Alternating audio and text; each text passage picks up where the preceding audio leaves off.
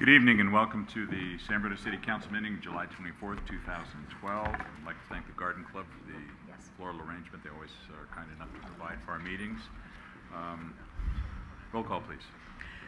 Councilmember O'Connell. Here. Vice Mayor Ibarra. Here. Mayor Ruane. Here. Councilmember Medina. Here. Councilmember Salazar. Here. Randy Schwartz, would you lead us in the pledge, please?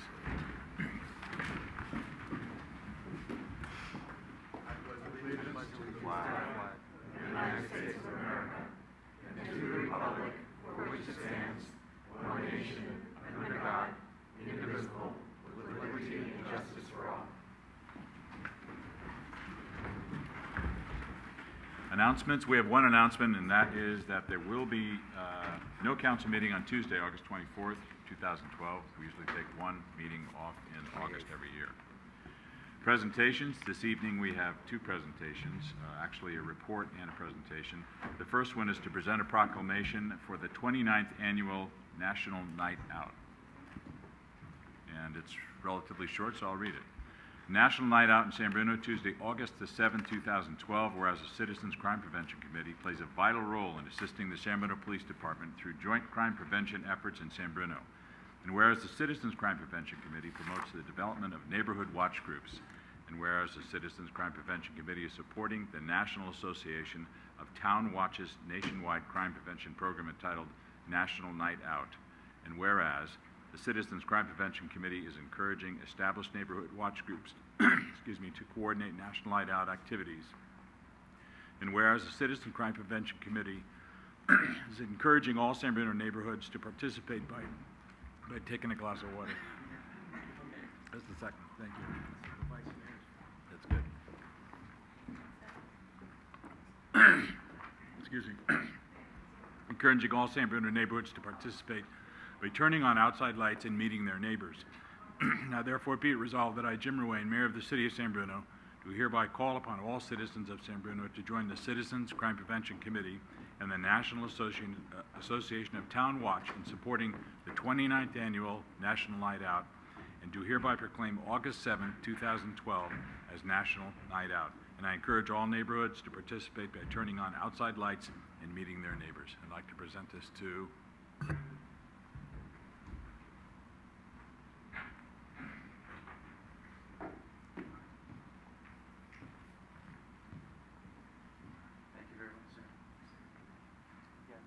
On behalf of the committee, would like to thank everybody, and we look forward to more participation of the different neighborhoods. Let's all get together. We do have our meetings for the safety committee on the second Thursday of each month. If anybody would like to join us, it's down at City Hall. Thank you. Thank you very much. Our item 4B is receive an oral report from the 2012 San Bruno Sister City Student Exchange Delegation to Narita, Japan.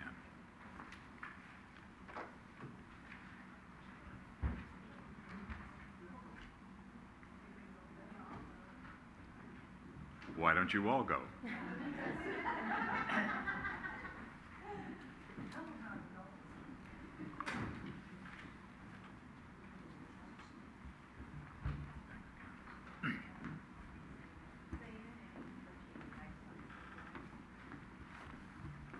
My name is Ellie Welsh, and it was a great experience to go to Japan. It's a great experience to go to Japan and to see how there's a difference in the cultures, and their schools are very different. How was the food? It was good. They eat a lot of fish. A lot of fish. And how was the weather for you? It was very humid and hot. Good. Thank you. Tell us about your host families as you. Their houses are pretty small, but their host families were very nice and took us places and bought us things when we didn't want them to. And it was fun.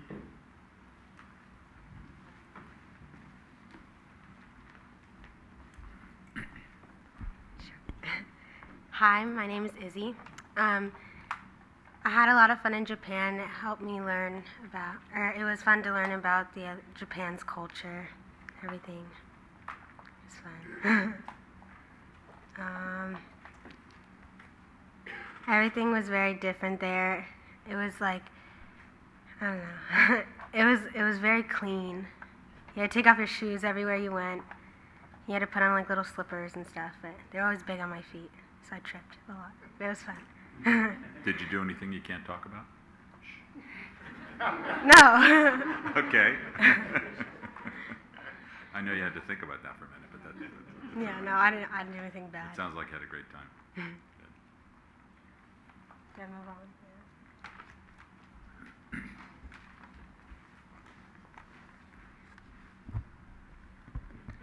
My name is Claudia, and I loved going to Japan and seeing the similarities and differences between there and America. The host families were really nice, and they didn't hesitate to push you out of the way to pay for something, even though you were already paying for it.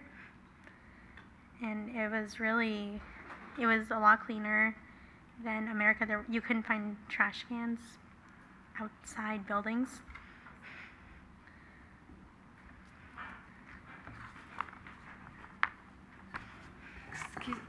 Before you leave, how are the schools different?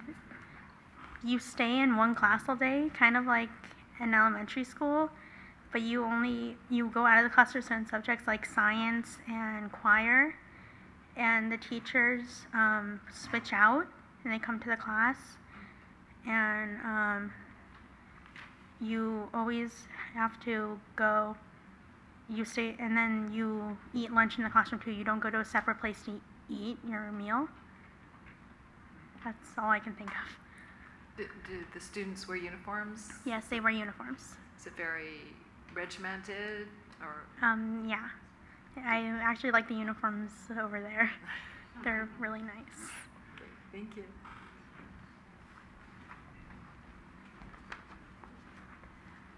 Hi, my name is Paul, and I am glad to have been a part of this Narita Sister City Exchange program and to have been a part of to be able to experience how it was in Japan.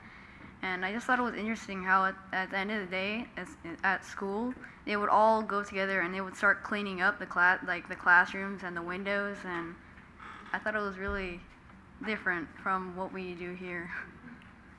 It's a good idea, isn't it? So have you started doing that now? No. What's your best memory? What's something you'll never forget?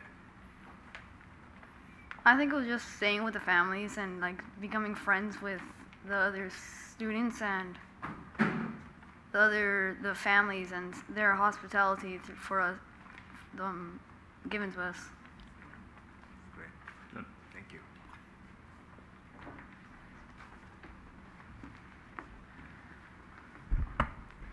Hello, my name is Juan Nunez, and what I really like about Japan was they taught me how to use chopsticks. I like sushi a lot. The host family were great. They bought you a lot of stuff. I don't know what to say. What? Thank you for the scholarship. You're very welcome. It looks like you used it pretty well then. Huh? I don't know. Did you learn any Japanese? Yeah. What was it? I forgot it. Would you like to go back? Yeah. What would you do?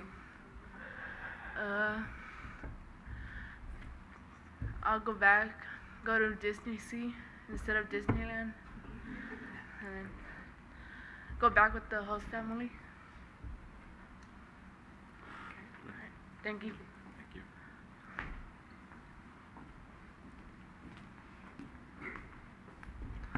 Hi, I'm Bob Darling, teacher at Parkside.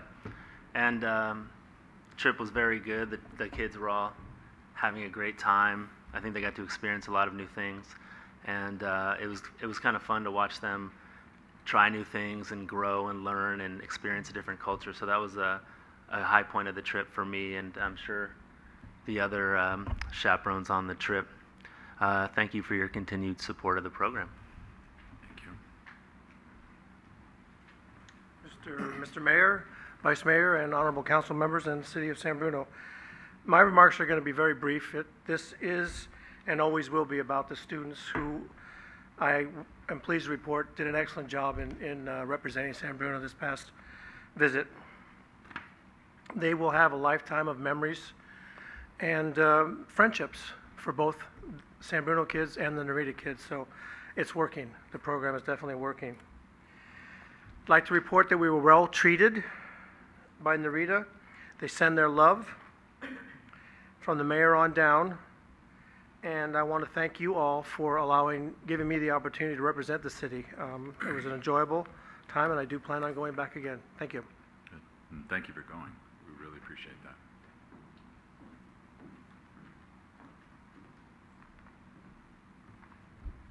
Hi, my name is Selena Welsh. I'm a parent representative, and I appreciate the chance to join the Sister City program as a representative and chaperone this year.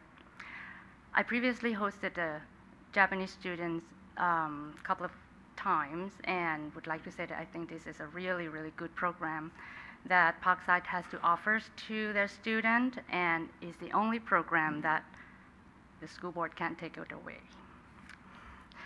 When the program was canceled last year, the institutional knowledge of the student was lost, so it was really, really quite a struggle for us to reinstate that this year, trying to interest the student to join.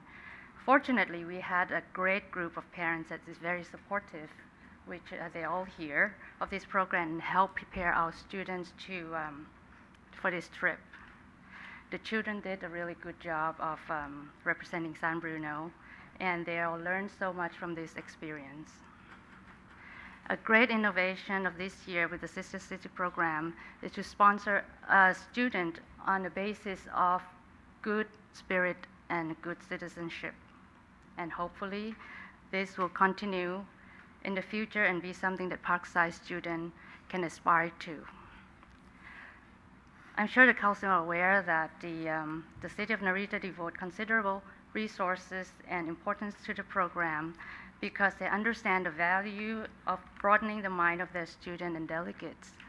They really go out of their way in looking after us with great hospitality and interesting program and insight of how their city and school operate. Anyone needs a detail of how they prepare their school lunches or how often they clean their school lunch facility, I can tell you about it.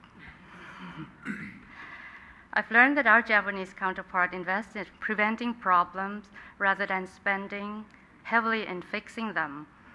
They keep their children fully occupied with interesting activities before and after school.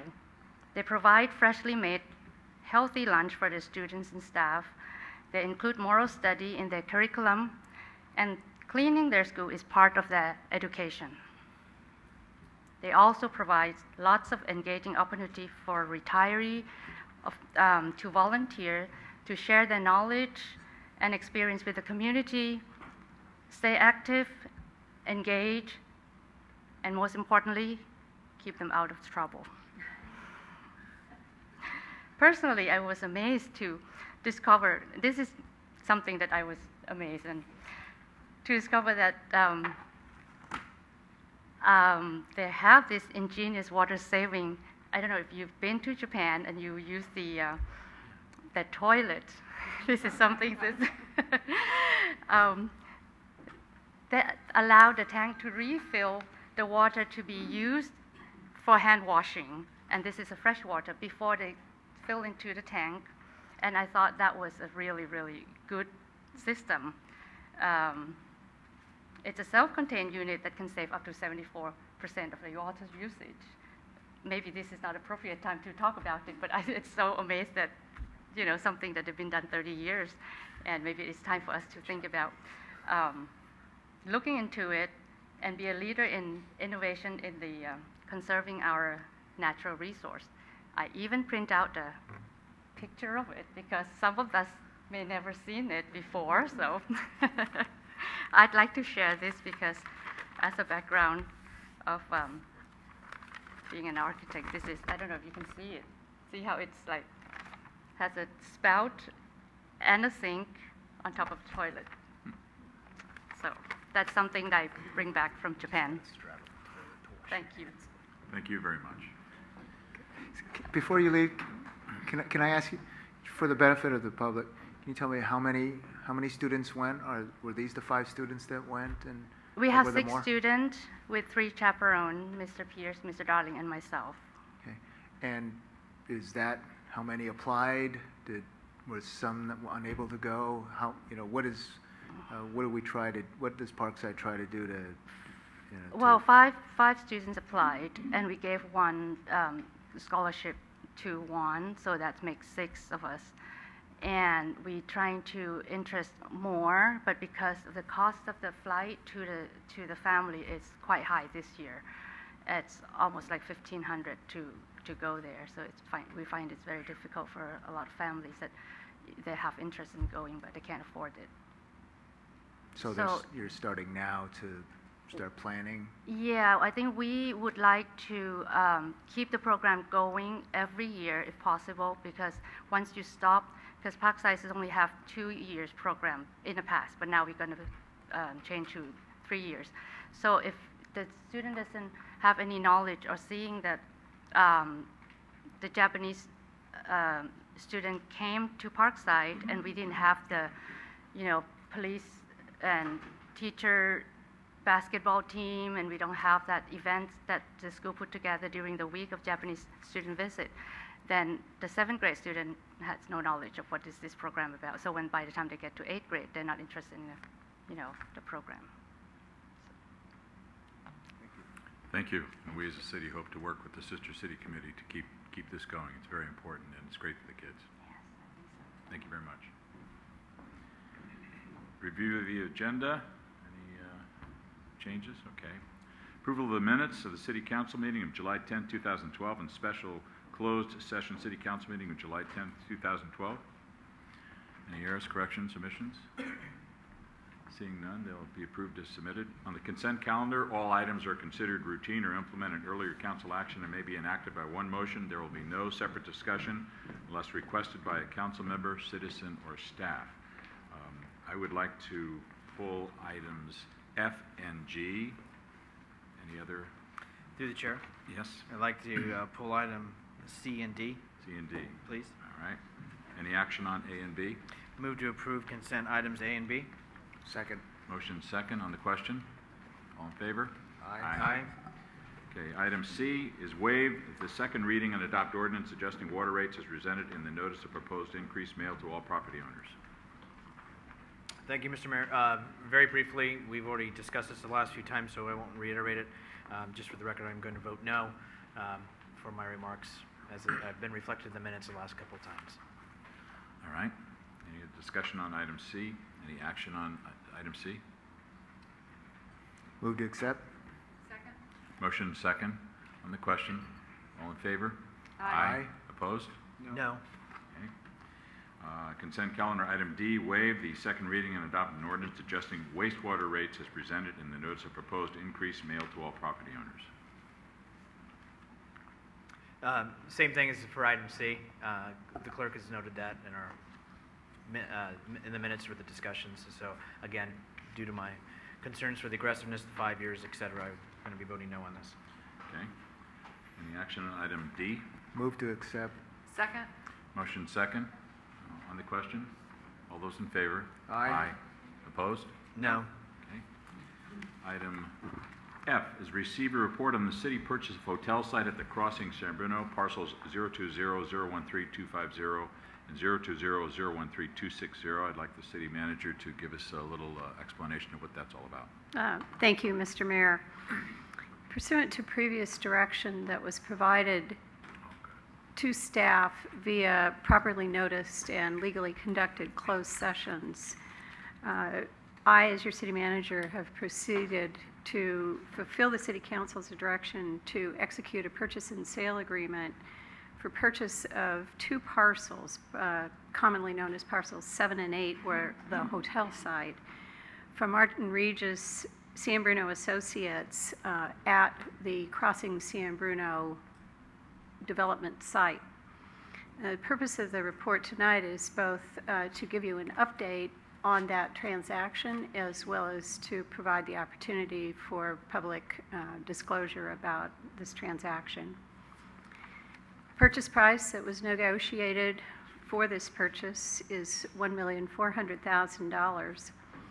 And the purpose of the purchase is to provide the city with full control over the ultimate end user, as well as to avoid sale pending property owner urgent interest to sell the property, potentially even to a speculator who may determine that immediate development of the site is not in his interest, but to hold the property for various speculative purposes. As the City Council is well aware, this particular location at the border of the property adjacent to 380 and El Camino has long, since the property was originally developed under the concept of a specific plan completed by the city in the early 2000s. This particular parcel has been designated and has been highly anticipated by both the City Council and the community for future use as a hotel. Unfortunately, over the last decade plus, the hotel market has languished and hotel development has not been proceeding aggressively. More recently, and this is part of the reason I think for the property owners' lack of patience and finding that the time is right to sell the property, more recently the hotel market has heated up a bit, and in fact the city has been in discussion informally for a period of months with some what appear to be very highly qualified individuals representing multiple companies who may have a very strong interest and may ultimately be able to complete development of a hotel with associated conference facilities that is the city's ultimate anticipated, not just dream, but a requirement for that property.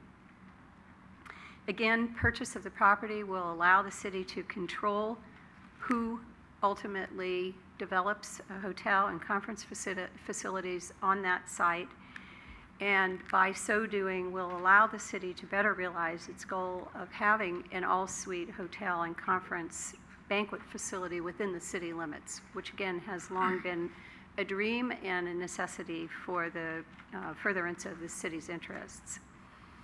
As the owner of the property, the city will have the ability to consider several potential options for development and ownership of the property in the long term in a thoughtful and timely manner, including negotiation of a potential future sale to a hotel operator.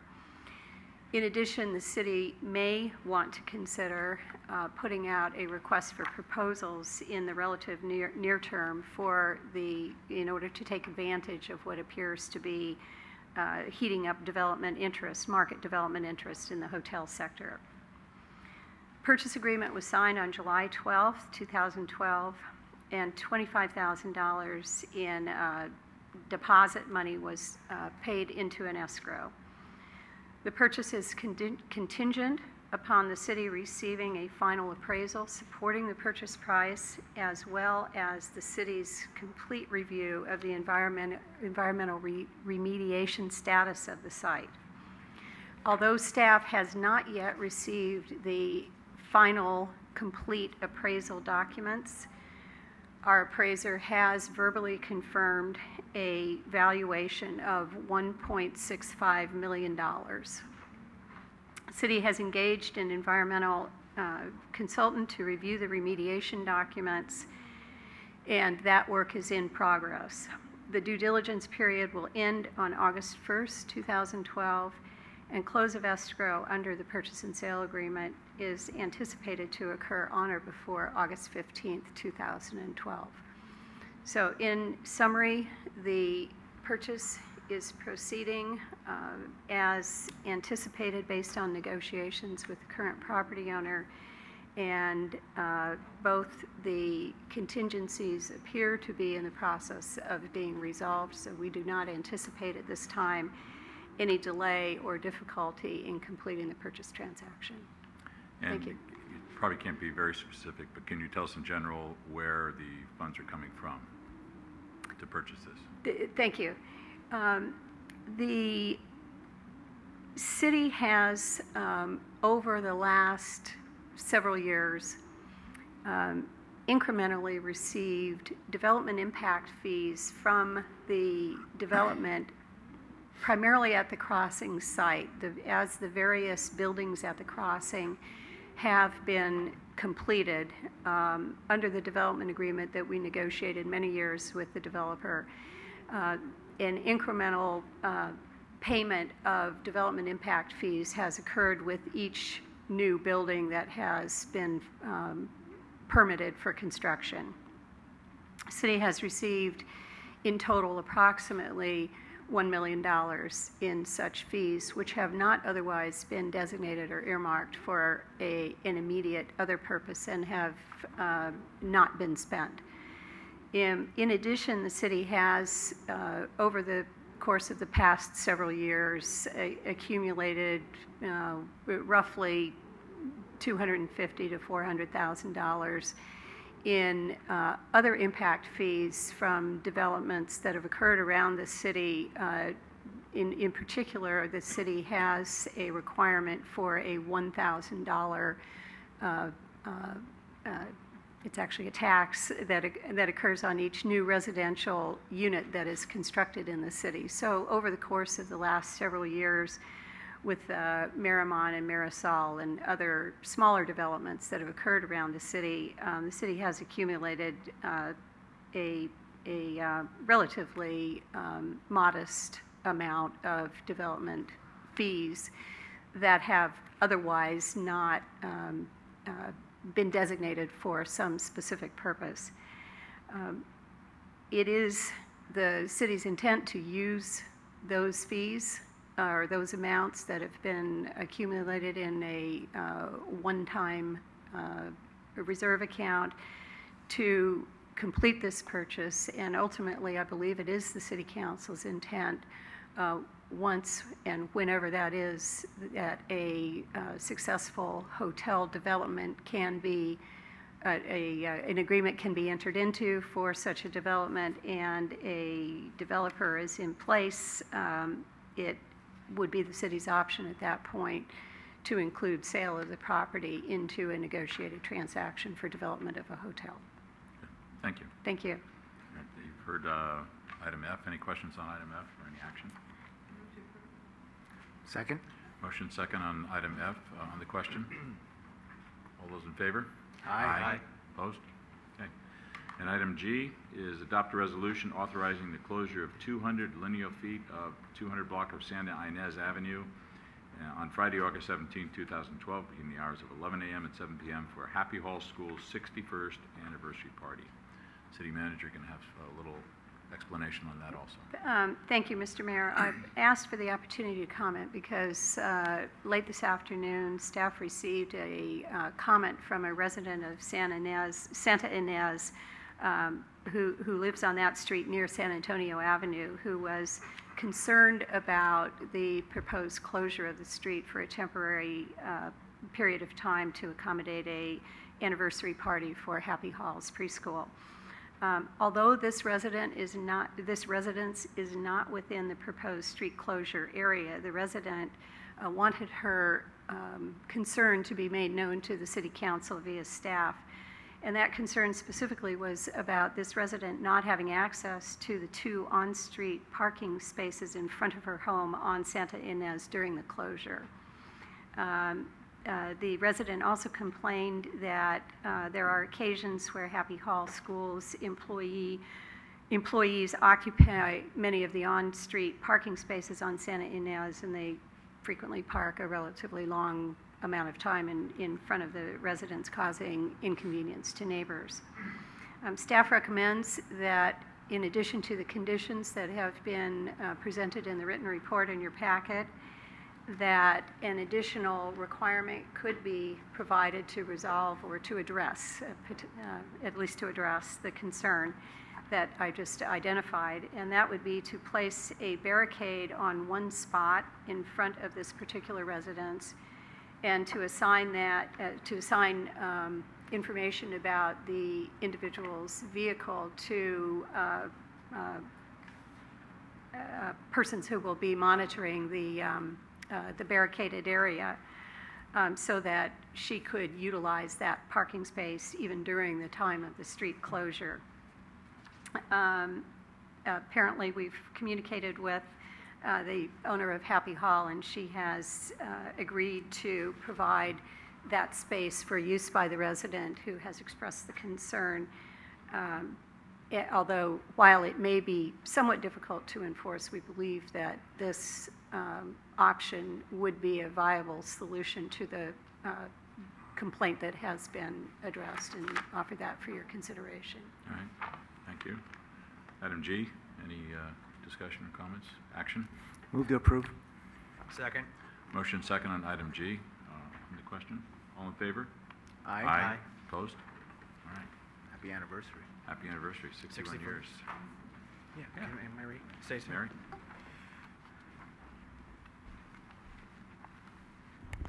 Thank you for the opportunity to speak on this item, and I wanted to acknowledge a couple of things. One, just a brief history. We've been in San Bruno since 1951, and for the past 61 years, we have seen over 50,000 children go through our school, which is incredible to think about that. I've been with Happy Hall 40 years. My name is Mary Lou Johnson. I'm sorry I didn't introduce myself initially. And I am the owner of the school as well. And I understand that there is a parking issue. I really do, and I'm really happy to work with the neighbors to work this through, and it's really not an issue for us. We are occupying just the area directly in front of our school, which is 4 parcels. We own 4 parcels on that side. We don't have any neighbors, we don't have any homes on the north side of Santa Ynez. And although one faces San Antonio, the garage is on Santa Ynez, and we will work with those neighbors. The neighbor that has made the comments, they're very valid, and we will closely work with them and be sure that we accommodate everything possible, not only just for this event, but for future situations. The complexity of our community has changed quite a bit over the past 40 years. There are many more multiple people living in homes. And then there's also around the corner from us, and it's been there probably much longer than Happy Hall, there's a really lovely apartment unit that's not quite visible, but it has 20 units, and it does not have any parking space whatsoever. So oftentimes Happy Hall gets sort of labeled that we're the ones, but there's community just moving from place to place, and with street cleaning it really is a big challenge. And our teachers are instructed not to park on Santa Ynez. The neighbor that made the comment, I'm actually the one that parks there. So make a point of staying away from that area. We park there so I can move mine. I'm probably the one that can move it the best. And she's a renter, and I had not had that level of communication for a number of years with her. But I'm really happy to open that door and make that available to see how we can continue to provide her anything that we possibly can. And also we've contacted another neighbors, and they have children, and they're so excited about this event. We're going to have good old-fashioned fun with the opportunity to have all types of games and fun things. And we have done these events seasonally in the back of our school, but this particular time we thought that we would actually make it sort of another kind of event that's memorable, and they can continue on, and we're hoping to look at this as an annual event for the families. It's good old-fashioned just stuff that we can get together, and families can be with one another in places that can produce happiness and joy, fun and safety as well. So thank you for the opportunity to speak on this, and I'm open for any questions that you may have. Any questions? Thank you and congratulations once again. Thank you. Great. You're very welcome. Item 8, public hearings. We don't have any public hearings this evening. Item number 9, public comment on items not on the agenda. It is the council's policy to refer matters raised in this forum to staff for investigation and/or action where appropriate. The Brown Act prohibits the council from discussing or acting upon any matter not agendized pursuant to state law. Would anyone like to address the council under public comment? State your name, please, and your John street. Barrelier, 433 North San Anselmo. I was going to ask for 6 minutes, but I'm going to have to put everything out in 3 minutes. I've got a 2-year-old grandchild, which I alluded to several meetings ago down at the City Hall. He's the apple of my eye. He stands about this high. I enjoy watching the kids across the street, Washok's kids, and Ishmael's grandchild. At a couple of meetings ago, I asked you about putting a GPS in each city vehicle, including the fire trucks and the police cars, to say nothing of the water department. I asked to show me in the fireman's contract where it says they're allowed to go shopping. I asked if there's a log of dispatches, what they did there, when they arrived back at the firehouse. Regarding the GPS, I got 3 pages of why we can't do it. My father was from Panama, and he barely spoke the language when he first came here. But I remember his telling Mom, "Don't tell me, Mama, how it can't be done. Tell me how it can be done." There's nothing hard about getting GPSs. As far as the shopping is concerned, I got a piece of paper telling me how the money should be distributed. It's section 35, if you want to read it. It seems to me that there's a provision in here that says that they're not allowed to do it. I'll read Part E. The city shall not be financially liable for or responsible for the cost of any meal, preparation thereof, or collection of any funds, or any other costs undertaken in connection with a provision of this section. Any other cost to me would be sending 3 firemen and a fire truck with the gasoline, tying them up. Now, the real question is this is what sparked it. There was a boy that died in a fire recently, within the last 4 or 5 days. He was 2 years old, same age as my grandson. Today, this morning, 7:30, I took my truck and went from the fire station on the top of Sneath Lane to the site of the fire. It was 2 minutes. Now, my question is, were any of the fire trucks shopping either at Lenardi's or at Lucky's? Lucky's is almost 4 miles away. In a fire, seconds count. I want to know if there were any fire trucks missing from that firehouse where they were shopping. I want to know if they were late getting to the fire. I think it's important to know. If I were the parents of this child, I'd be raising hell. I want to find out all about this. Now, I'm not leaving it in your hands. I'm going to ask for a full investigation from the Attorney General's office. Meanwhile, I'd like to leave this with the fire chief over here. There's a picture I took on the road. It says, Safeway, shop online today. And that's a sacred cow in the middle of the road, people driving around it. We have a sacred cow here too. Think about it. Thank you. Thank you. Mr. Rico. Honorable Mayor, Wayne, City Council, City Manager Jackson. As your appointed trustee to the San Mateo County Mosquito and Vector Control District, it's my pleasure to bring you a quick update on district happenings. As you remember, District Manager Gay and I were here recently asking for a letter of support from the city for the district in the LAFCO service review to be presented at the public hearing on July 18th. The council voted unanimously to send a letter to LAFCO supporting the district against LAFCO. I'm pleased to report that the LAFCO commissioners voted 6-1 to reject the proposed dissolving of the district and to retain the district status quo designation. I and the district thank you for your support. LAFCO did express verbally their desire to see how the individual 21 trustees were effectively interacting with their appointing cities, so I have and I will continue to send LAFCO copies of some of my communications with my city of San Bruno. You should have received this morning an email from Martha with LAFCO also providing you some additional updated information. I'm pleased to present to City Clerk Bonner copies of our June entomology report for the council and the city manager. This document will probably be renamed and expanded in content.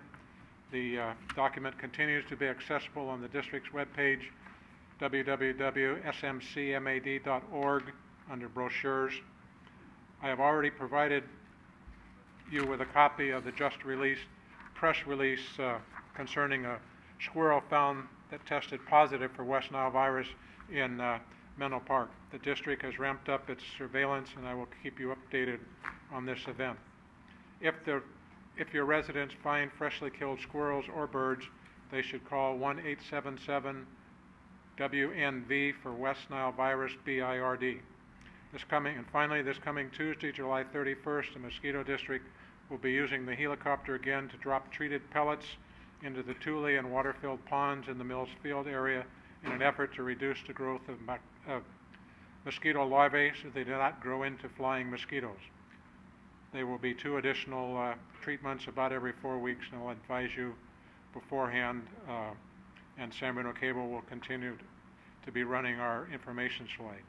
Should you have any questions, your residents can call the district at 344-8592, or I'll be happy to either try and answer questions or get the district to supply you with answers. And I appreciate the time to be able to present my information to you. Thank you very much. You're welcome. Item 10, conduct of business. First item, item A, adopt a resolution authorizing the submittal of an AB 303 local groundwater assistance grant proposal to the California Department of Water Resources in the amount of up to $250,000 for the analysis of shallow groundwater conditions and the update of the West Side Basin groundwater flow model. Honorable Mayor, council members, good evening. I will ask tonight your support for the submittal of the grant proposal. Help of our drinking water is provided through surface water through SFPUC system, and help of our drinking water is provided through production well from our groundwater basin. Last council meeting, you approved the first ever South-West Side Basin groundwater management plan to maintain and to sustain the resources in the groundwater basin. The Department of Water Resources provides a so-called local groundwater assistant fund to study this important resource for everybody. The development of the groundwater management plan identified specific goals, objectives, and strategies, how to guarantee the sustainability of the groundwater itself in the basin. The participating agencies identified the need to further study the shallow groundwater system to manage the interaction between the surface water and the groundwater, and also to maintain a acceptable level of groundwater. Improving the understanding of the shallow groundwater system will help us to increase the recharge of the aquifer and to better manage the groundwater basin and also to lower our cost of production of drinking water out of the system. The shallow groundwater system can contain clay layers which will decrease the recharge, the effectiveness of any recharge strategies which could be implemented in the whole area, not just in San Bruno, but also throughout the whole south-west side basin. Learning more about how that shallow groundwater system works will help us to define what specific strategy will work and in which area of the city and the whole area will be more effective. Also, this grant will fund the update on the maintenance of the basin flow model, which is critical for the proper monitoring of the performance of the system. The cost of developing the grant proposal is around $12,000. Is the intent to share this cost among all of the participating agencies? That would result in about $3,000 for each participating agency. This grant is available up to $250,000 for each applicant if the city will be successful in our application. The city would learn about the result of the success of the application itself by January of next year. My recommendation and asking your support for the grant application itself. Thank you. Any questions of the director? Through the chair. Rico? Just so everybody understands, it's estimated here the cost of $12,500 will be paid out of the Water Enterprise Fund. Was that budgeted? It is correct. Is a lump sum dollar amount assigned for this type of services, consulting services. And that was configured in the budget that we approved? Correct. And I know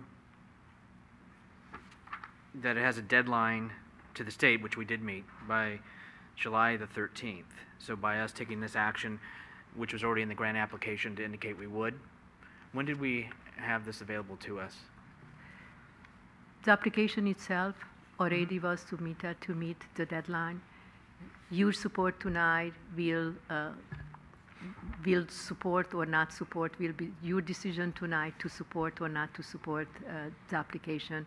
This is very typical that for certain type of grant application is the deadline is a certain date, and then the requirement for the support through a resolution from the legislative body is established at a later date, the next month or so. And the consulting costs are because we don't have anyone within the Public Works Department or other employees within the city that have the expertise in this area, or? You are absolutely right. The department doesn't have the kind of expertise, what expertise this grant application requires. Okay, thank you. Any other questions, discussion, or action? I'll introduce the resolution for adoption. Vice Mayor Ibarra. Aye. Councilmember Medina. Aye. Councilmember Salazar. Aye. Councilmember O'Connell. Mayor Ruane. Aye. Item 10B, adopt a resolution authorizing the city manager to reject all bids and execute a 4-year contract pursuant to Public Contracts Code Section 20167 with West Valley Construction for water main repairs in an amount not to exceed first-year budget of $92,000. Providing water services for our residents is like for any other service provider, is critical and important to minimize any interruption to the services due to any system failure or main breaks. Also, it's important to minimize any damage to private property as the result of those possible system failures itself. Historically, our department provides ongoing preventive and maintenance and also repair of small failure or smaller water main breaks to maintain the system. Also historically relied on outside support when was necessary for bigger type of job to have water main emergency repairs done.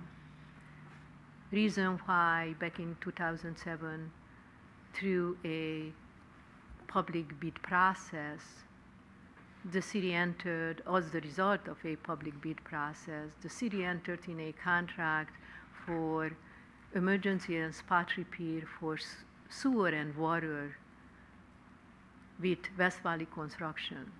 Since then, West Valley Construction provided very high quality, reliable, and responsible services for us with a reasonable cost. Their contract is expired at the end of this year. Last year in August, the city went out with a bid request for emergency and spot repair contract for sewer and water. Unfortunately, the city received no bid. Our process was not successful. Receiving feedback from the construction community, the city restructured our bid package and separated water from sewer. In January, the department went out only just for a sewer spot repair contract proposal request and was successful, and you awarded that contract to Trinet Construction for sewer spot repair. Subsequently, the department in April went out with a emergency and spot repair for water only. The department received two bid proposals, one from West Valley and one from Trinet Construction.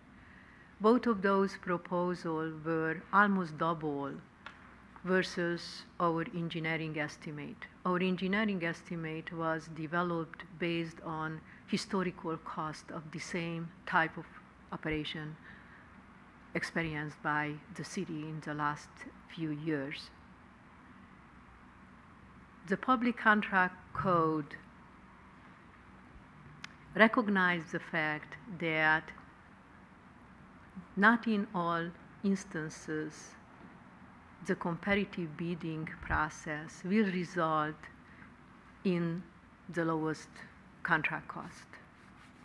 To prevent local agencies to spend higher ratepayer money to implement those projects, Section 2167 of the Public Contract Code enable the legislative body of the agency to pass a resolution based on a 4-5 vote to reject all of the bids and to go out on open market and to implement the project with the best available contractor. Reason why is our recommendation for you tonight to reject all of the bids and to enter in a 4-year contract with West Valley Construction based on their prior performance from a they provided, how I mentioned before, high quality services, very responsive, and with a reasonable cost to enter with West Valley Construction in a 4-year contract with the first year limit of $92,000. This $92,000 is the line item dollar limit included in our approved water distribution operating budget for this year emergency contract repairs. This number resulted from a historical experience, how much typically the city spends on this type of activity. I will let Mark Zaffarano to make some additional comments about this specific requirement and section of the Public Contract Code. Mr. Mayor, members of the council, I just have one comment that probably isn't obvious from looking at the staff report, and that is that this is an example of where staff and the Public Contracts Code, actually the competitive bidding process worked. The reason for that is because after the first set of documents there were no bidders to, the staff could have come back to the City Council and said, let's use Section 20167 right now. They would have been authorized to do that when there's no bids. But instead what they did is they went the extra mile and they spent a great deal of time and effort putting together specific bid packages both for water and wastewater, and the result of that process was that we did get a competitive bid for the wastewater. And so then doing the same thing for water, unfortunately turned out, yes, we got some bids, but they were much higher. So this is a great example of where this section of the Public Contracts Code, which is well known but not used all that often, comes in handy, because in most times, when you go out and rebid it, you'll get something, or if you restructure the bid, it'll come back and then you'll have some reasonable bids. In our case, we did it once, it worked. We did it again for the second part of it. It really didn't work. So now it's an opportunity to use this section of the code. Thank you. Any questions of Through the staff? chair. Ken? Correct me if I'm wrong, but this is like a service agreement? It's for spot repairs, it's for emergency repairs, so how are we supposed to even, determine the amount? I mean, you said a maximum of 92,000. What if they exhaust all that? You're going to come back, for more. Before you know it, Well, not being the engineer in the bunch, I'll answer that question. I'll just say we spent a great deal of time trying to determine what kinds of contracts were service versus not service versus public works versus maintenance versus all kinds of other things in the Public Contracts Code. And unfortunately, it's frankly not all that clear what you can do with contracts like these, which really are essentially on-call kinds of contracts. As you say, you don't know whether you're going to get a call tonight, tomorrow, next week, or maybe never. And the best thing that staff could do, due to staff's efforts, was put together a bid package that tried to cover all of those contingencies. You can imagine how difficult that would be. And amazingly enough, for wastewater, we did get some bids that were pretty good when we did that. We didn't get those excellent bids for water, and so that's the reason why we're doing it this way. And you're right, it makes sense to do it now, essentially as a service contract with labor and materials. Well, I would assume that, thank you. I would assume that the description of the project, the emergency or whatever, will be documented, and then, and in turn, the description of the work performed, and how much justifying the cost of that work will be documented. So it's not like there's just money running out and letting this contractor do what they willfully want. This is a no guarantee work contract. It's on call only just in case of need. Based on our historical experience, the department never needed to spend more than in a year than about $90,000 on this type of emergency repair. Even now, this was done by West Valley, and historically never was needed more than 92,000. This doesn't mean that this can be a out of ordinary year and will be needed more than 92,000. Then, regardless of the existence of this contract or another contract, I would be obligated to come back to you and to request increase of that item if would be necessary. Any other questions? Through the chair. Help me understand, I know it's asking for the resolution to execute a 4-year contract with the first year of a budget of $92,000. So in the second, third, and fourth year, how do we know? Does it come back to us? How do we know it's not 192 or it's not 62 in year 2? Each year, the limit will be the limit set by you in the approved operation budget for this type of contract. And you already indicated that we have used West Valley Construction before, been satisfied. One of those questions I'd like to ask periodically is on a scale of 1 to 10, 10 being superior, 1 obviously not. Where would you rank them? Where would the department rank them? The department ranks them on 9 and 10. Okay. Thank you. Any questions or comments? Any action?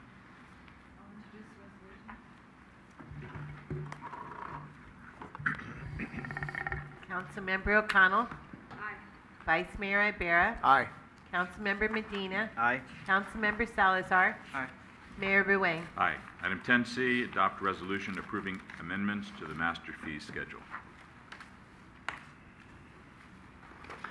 Mr. Mayor, members of the City Council, there are 2 components to the amendments to the fee schedule that are proposed tonight.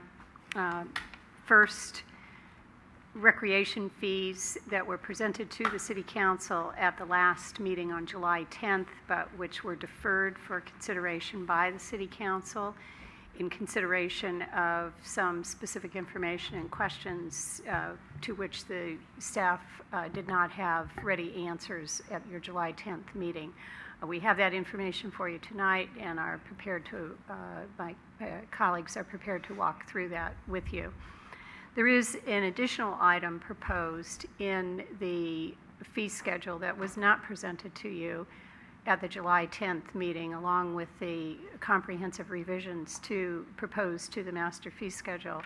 And that is a relatively small change to a fee waiver that is incorporated in the Community Development Department fees, specifically for waiver of planning and building permit fees for what is identified in the master fee schedule, the Glenview fire area. Specifically, shortly after the devastating explosion and fire in the Glenview Crestmore neighborhood in September of 2010, the City Council moved quickly to institute a waiver of planning and building fees in anticipation of residents needing to repair and or rebuild homes that were damaged or destroyed in the explosion.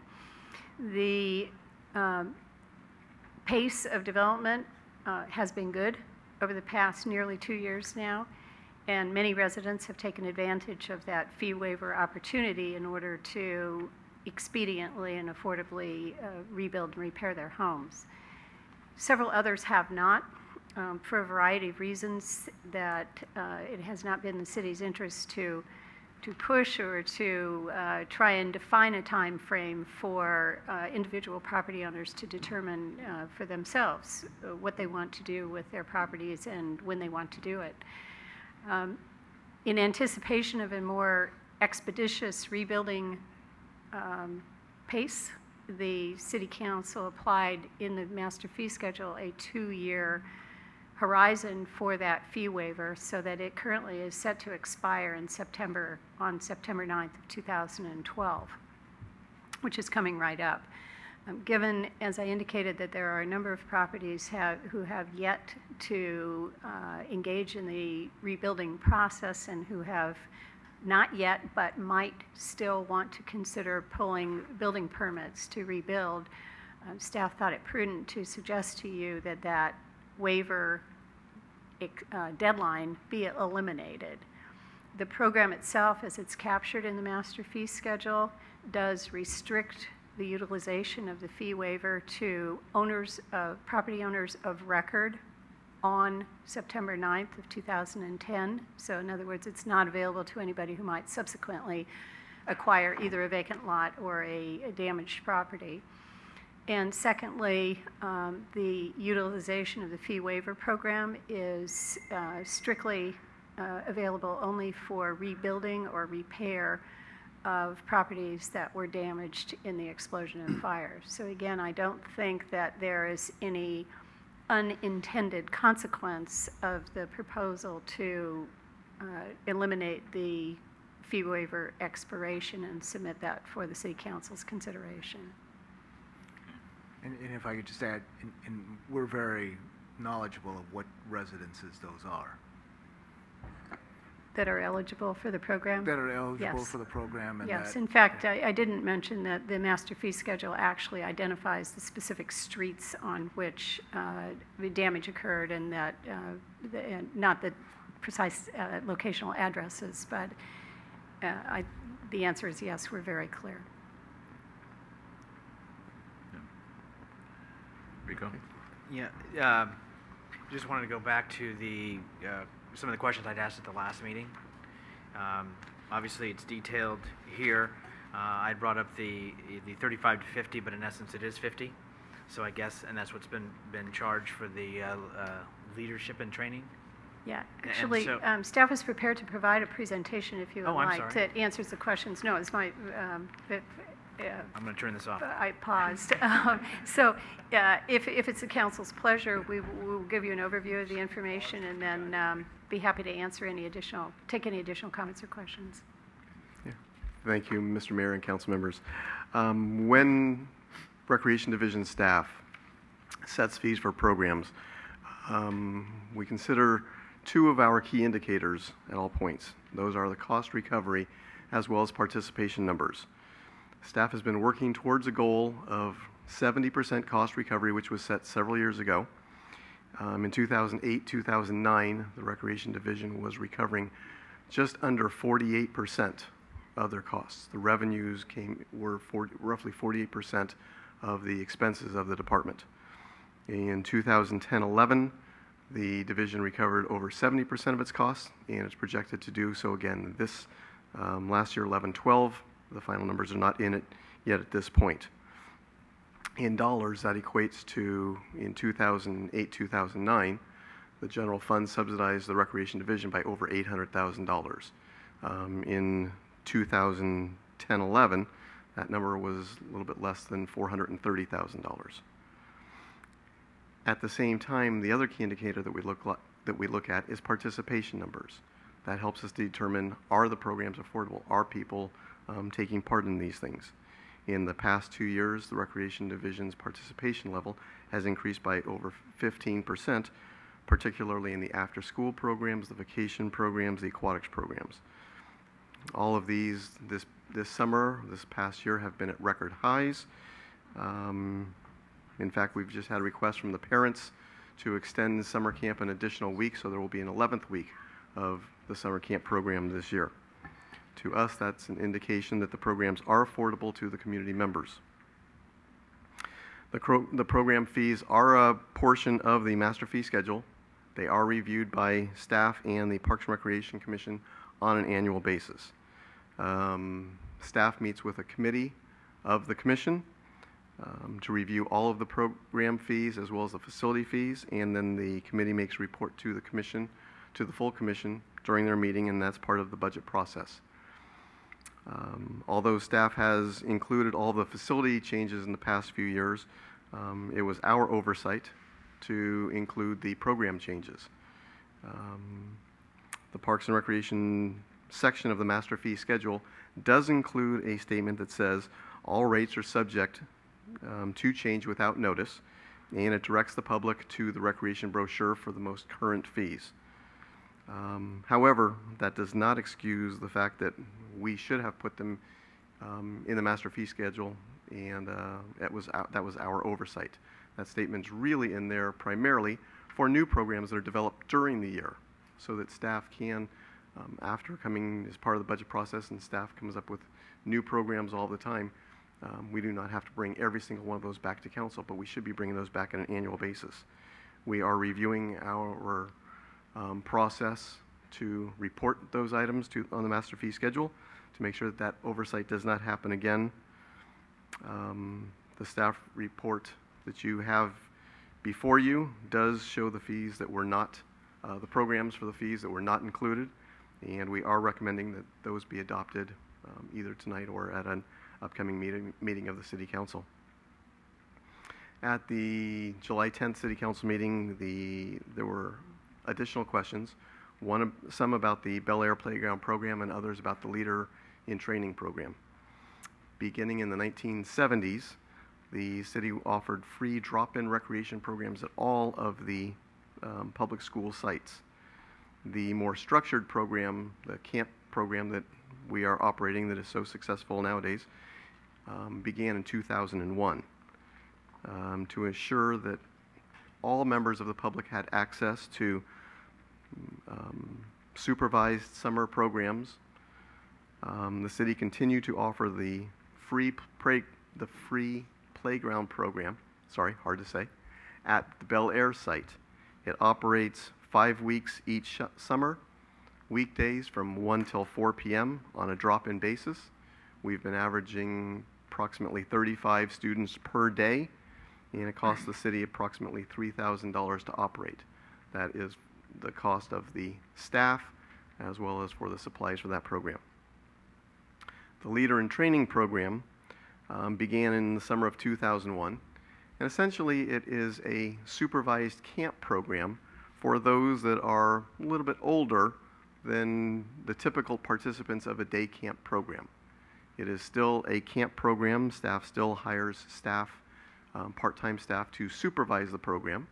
It is open to 12 to 17-year-olds, although most of the participants are in the 13, 14, 15-year-old age range. The program has been, the fee for the program was established at $50 per week back in 2009, and the fees cover supervision, the field trip costs, and the LIT t-shirt. The LITs receive training, a leadership experience, mentorship, and weekly feedback on their performance. Though the LITs assist with the program, it still requires both full-time and part-time staff to supervise the LITs. The program is the same as a camp program, although it is at a discounted rate, part of that being that they do not need the same staff ratios of supervision as the younger students do. So we supervise at a different level for the LITs. They are learning leadership skills, and many of the LITs have obtained, they have to go through the same application process as everybody for part-time recreation leader jobs, but many of the LITs have gone through the process and have become part-time recreation leaders. In fact, this year, the LIT coordinator of the program is a former LIT who's gone through the program and now actually coordinates all the other LITs. We would be happy to answer any questions you may have on master fee schedule, Bel Air, LIT, or other Recreation Division programs. Any questions of staff? Rico? All right. Thank you, Randy and Danielle. But I brought this up at the last meeting because it really concerns me when I see across the board increases with not a lot of explanation. And then I you know, the staff report didn't include any dialogue as to how the Park and Rec Commission dealt with it. So I just wanted to get a better feel for why we were increasing some programs. But it's a lot better to hear that we are still supplementing the programs.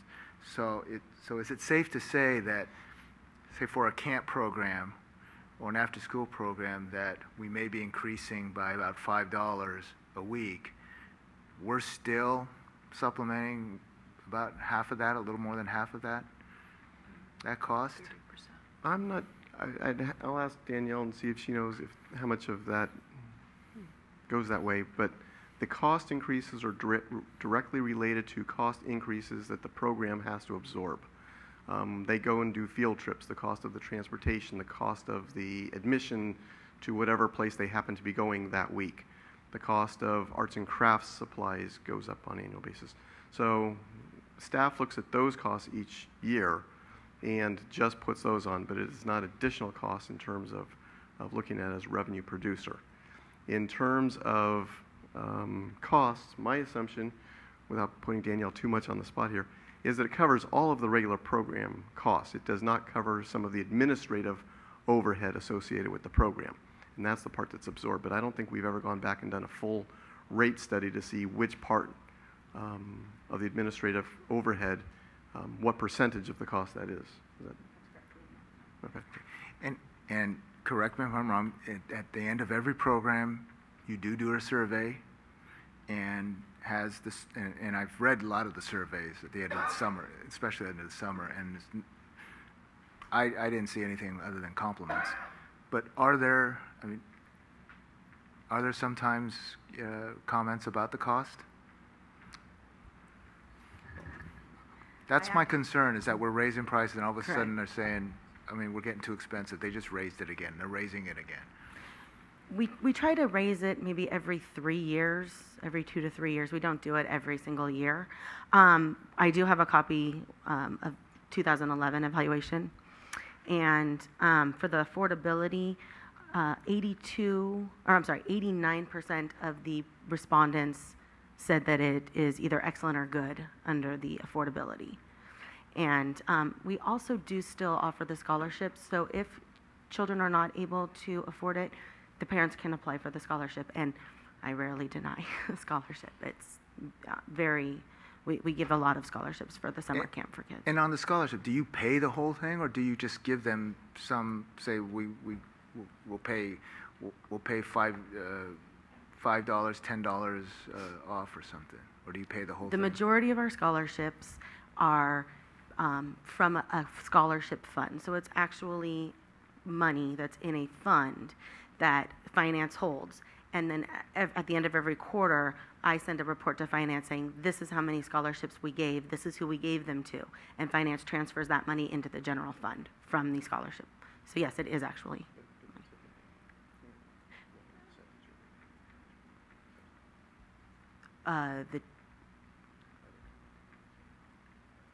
The typical family, the scholarship is $200 maximum per quarter to a family. So typical family for summer camp, I give the full $200 to. And then if we need to make special arrangements over payment plans or something like that for a family to come to camp, we do that as well. So at $200 per summer, that's not paying the whole program. That's correct. It only subsidizes about $200. That's a nice discount. Okay. Rico. Going back, thank you for your presentation. Since it already is 50, have you seen any, the participation level from this season versus the last couple seasons, has it still been full, and what is full, meaning 6, 12? Oh. Please. Full is about 45. We have about 45 LITs every summer, about 12 to 15 work each week. Because we do ask that they work up to 3 weeks. They can work more if there's available slots, but we do ask they work at least 3 weeks because that's when we can give them feedback and they can do improvement over the weeks. But we do have about 45 LITs right now who have been trained this summer and who work over now the 11 weeks of camp. Okay, and I was going to say, and I'll just say it, but I was concerned with the oversight, but I do appreciate your comments and of correcting that going forward, and I respect that and I appreciate that. Can I also add to you asked the question about the how many kids we have, how many LITs we have. And Sure. I've noticed also an increase in LITs because we've now run this camp program for 11 years, and those kids that are LIT age now used to come to camp. So they've seen this and they've grown up with it. So they are ready to be LITs when they turn 11, 12, 13. And so I think that the numbers are growing because these parents see this program. I think also if this is something they love and they enjoy, it's an opportunity when an employment opportunity happens that they may already be well suited as well experienced as well. And we know that we've trained them to run camp the way we expect it to be run, so we know that we're getting good staff.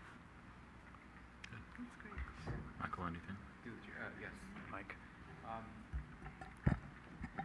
I had a question about the resolution specifically, and it's titled Resolution Amending Master Fee Schedule for Establishing Fees for a Variety of Municipal Services. I believe at the last meeting we approved a resolution that was related to everything except Park and Rec. So this resolution is going to be specifically approving changes to the Park and Rec fees as they, or the master fee schedule only as they pertain to Parks and Rec? So, because there's a lot of other information in this resolution, and this resolution actually the previous action by the City Council did not include all of the fees in the master fee schedule.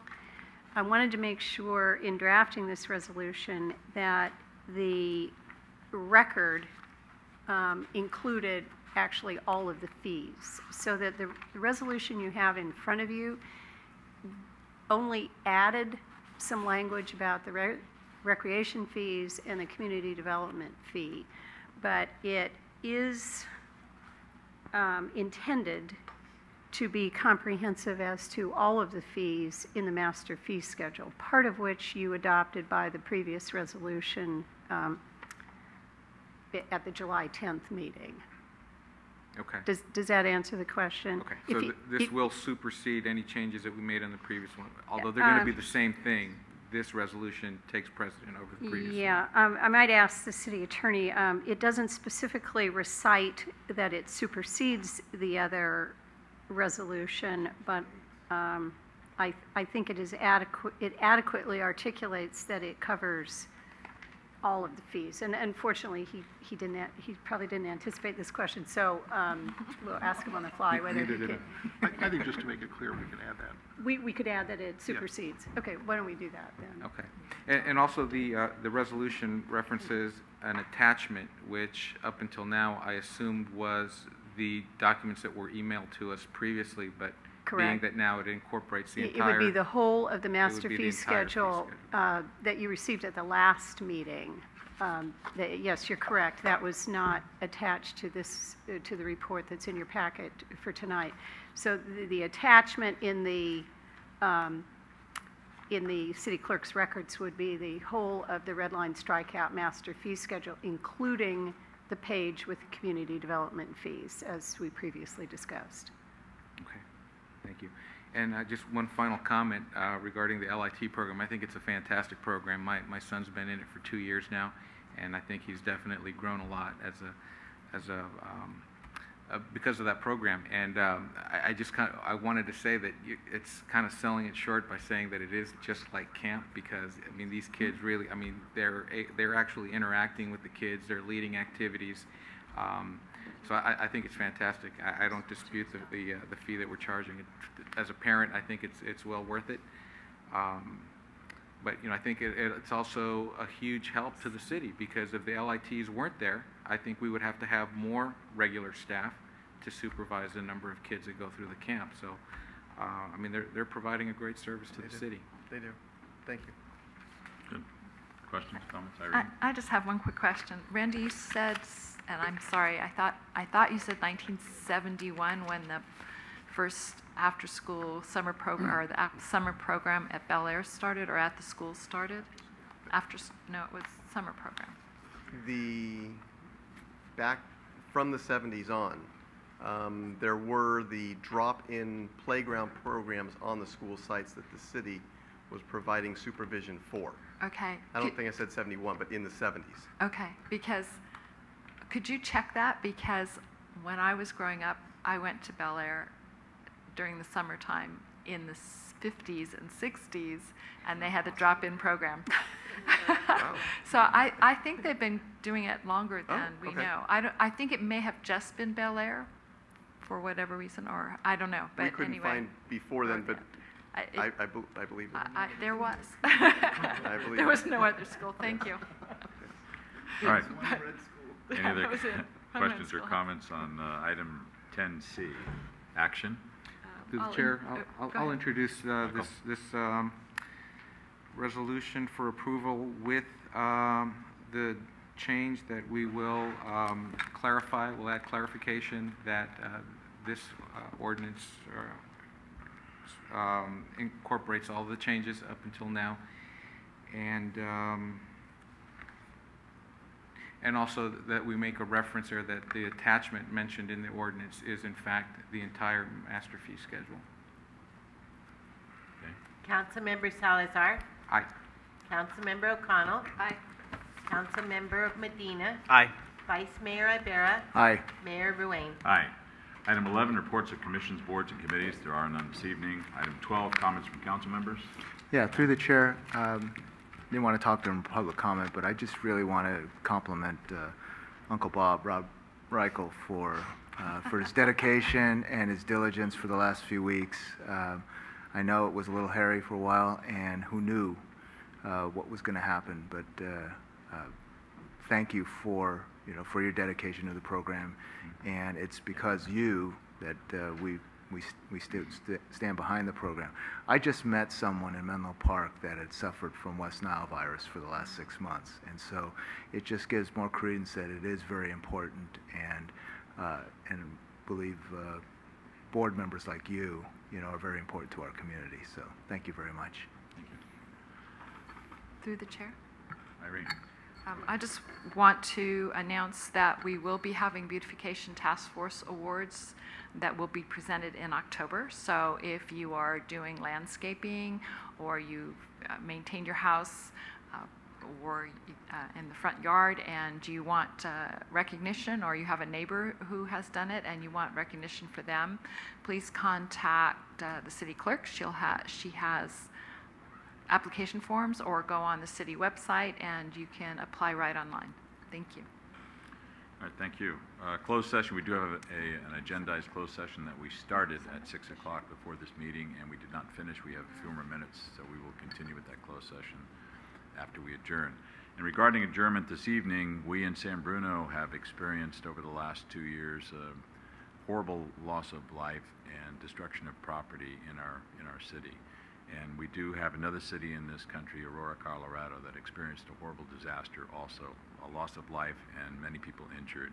And I want them to know that we as a city are with them. So I would like to close this meeting with a moment of silence in memory of those people in Aurora, Colorado.